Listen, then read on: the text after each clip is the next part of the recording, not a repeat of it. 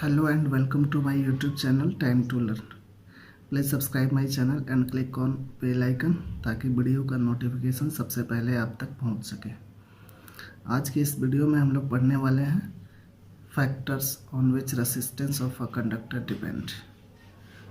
किसी कंडक्टर का रेजिस्टेंस किस किस फैक्टर पर डिपेंड करता है, इसके बारे में पढ़ेंगे। ये इम्पॉर्टेंट टॉपिक है, इसके ऊपर बहुत सारा न्यूमेरिकल्स भी आता है जो कि इम्पोर्टेंट्स है। आप वो कॉम्पिटिटिव लेवल में या फिर बोर्ड लेवल पे, दोनों के लिए ये बहुत ही इम्पोर्टेंट टॉपिक। इसको पढ़ेंगे हम। Resistance of a conductor depends upon the following factors. किसी कंडक्टर का रेजिस्टेंस कुछ फॉलोइंग फैक्टर्स पे डिपेंड करता है, वो देखेंगे हम।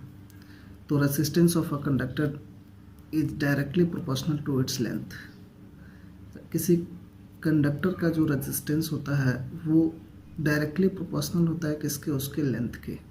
मतलब कि कोई कंडक्टर है, मान लेते हैं कि ये क्या है, कंडक्टर है। इसका लेंथ हम छोटा करेंगे तो डायरेक्टली प्रोपोर्शनल, यानी कि इस कंडक्टर का कुछ रेजिस्टेंस होगा, इसका लेंथ हम छोटा करेंगे। लेंथ छोटा करने का मतलब कि अभी इसका लेंथ इतना है और इसको हम छोटा करेंगे तो इसका रेजिस्टेंस भी क्या होगा, कम होगा। डायरेक्टली प्रोपोर्शनल है, मतलब कि रेजिस्टेंस जैसे जैसे ये लेंथ जैसे जैसे बढ़ेगा रेजिस्टेंस भी वैसे वैसे बढ़ेगा। लेंथ जैसे जैसे कम होगा रेजिस्टेंस भी वैसे ही कम होगा। यानी कि इसका लेंथ ये है, अब इसके लेंथ को हम कम करेंगे तो रेजिस्टेंस भी क्या होगा, कम होगा। लेंथ को इससे और ज़्यादा कर देते हैं तो रेजिस्टेंस भी इसका और ज़्यादा हो जाएगा। इसको हम बोलते हैं डायरेक्टली प्रोपोर्शनल। मतलब किसी भी कंडक्टर का जो लेंथ है वो लेंथ पे डिपेंड करता है उसका रेजिस्टेंस। यानी कि किसी कंडक्टर का लेंथ जितना ही बड़ा होगा, कोई कंडक्टर जितना ही बड़ा होगा उसका लेंथ जितना ही बड़ा होगा, मतलब कोई कंडक्टर जितना ही बड़ा होगा उसका रेजिस्टेंस उतना ही ज़्यादा होगा। किसी कंडक्टर का लेंथ जितना ही कम होगा उसका रेजिस्टेंस उतना ही कम होगा। ये इस पर डिपेंड करता है।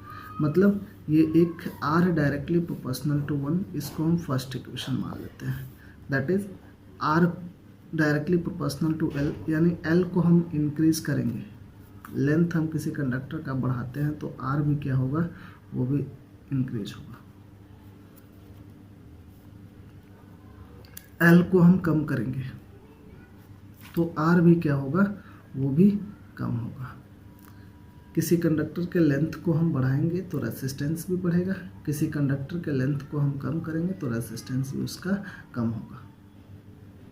इसके बाद सेकंड है कि resistance of a conductor inversely proportional to its cross section area. Cross section area समझेंगे हम क्या होता है।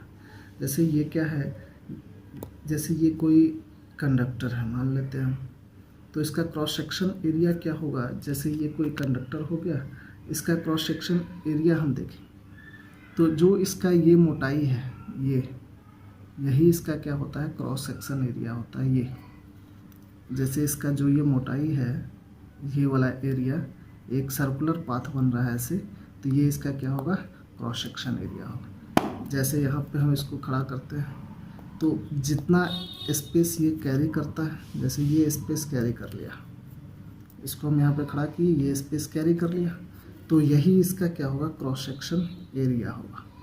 तो ये इस पे भी डिपेंड करता है। Resistance of a conductor is inversely proportional to its cross section area.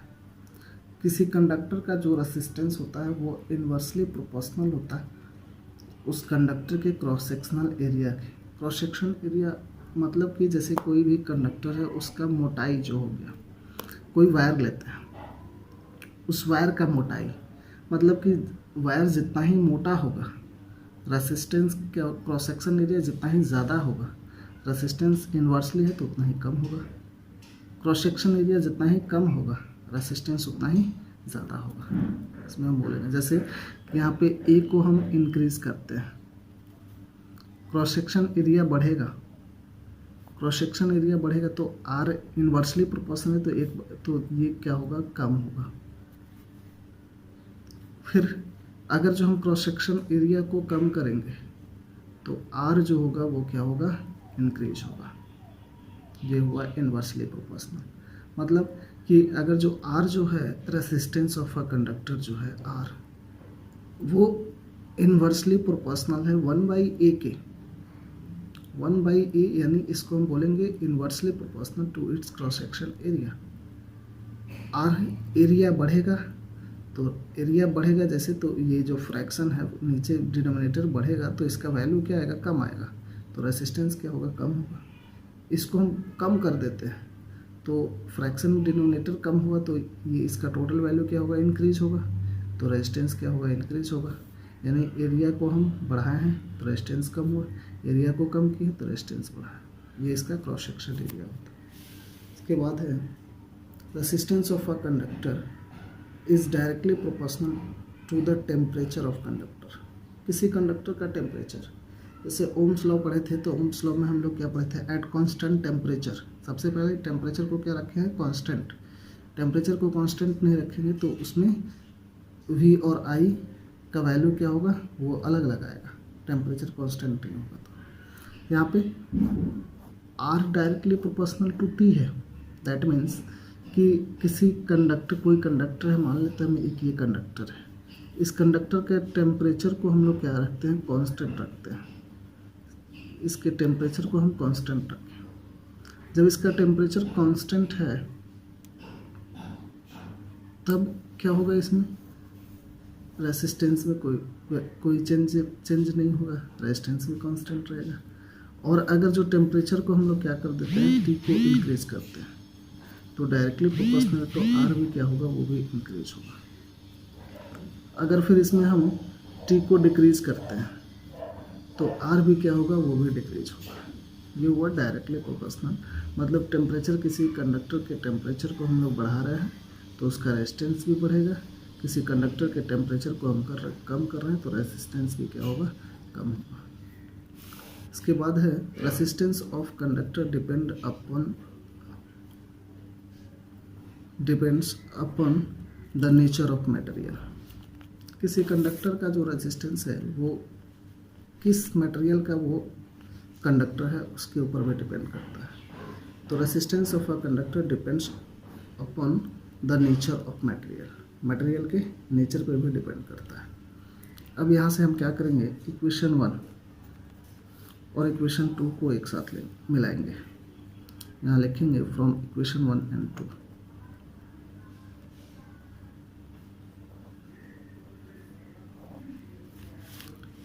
Equation 1 और 2 से R जो होगा वो डायरेक्टली प्रोपोर्शनल टू L होगा और इनवर्सली प्रोपोर्शनल टू 1/a होगा।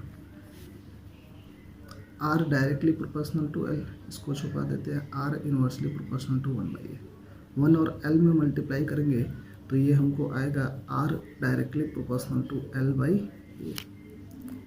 अब यहाँ से हम प्रोपोर्शनलिटी साइन को हटाते हैं तो R इज इक्वल टू रो, इसको हम रो पढ़ते हैं L/a।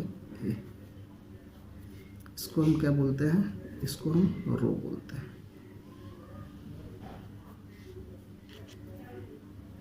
वेयर रो जो है रेसिस्टिविटी, वो प्रोपोर्शनलिटी कांस्टेंट।